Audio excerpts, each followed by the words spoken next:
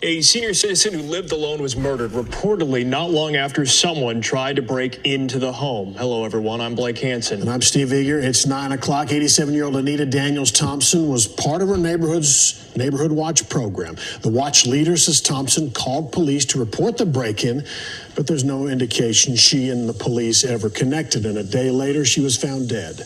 Fox 4's Davidson Tendry is at Dallas Police Headquarters tonight with more on the murder investigation. David? Stephen Blake, Dallas PD remains fairly tight-lipped on this investigation, not saying specifically how the 87-year-old was killed or if there are any suspects at this time. Today, we spoke with a few of her neighbors, one who says someone may have tried to break into her home just one day before she was killed.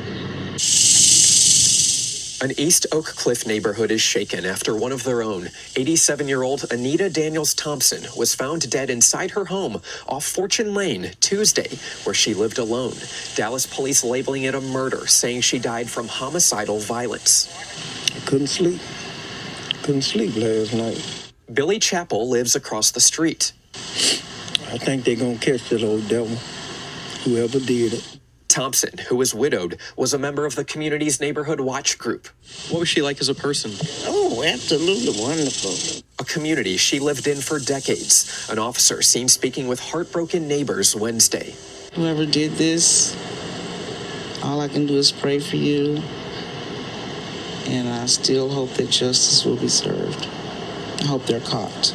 Teresa Hanks is president of the Neighborhood Association.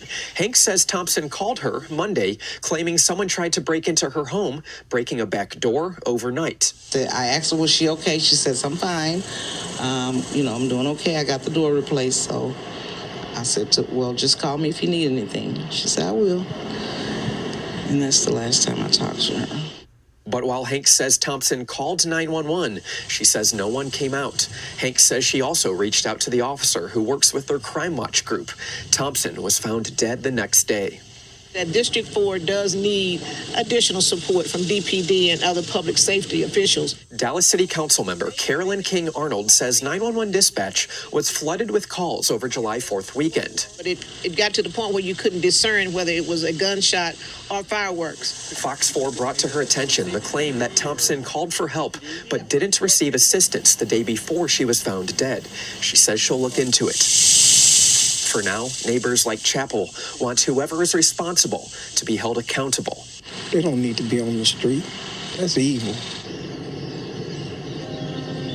I reached out to Dallas police this evening with questions about the 911 response, if there were calls, if anyone went out there. Dallas PD got back to us, but they did not respond specifically to our questions. We'll keep working, see if we can get anything over the next few days.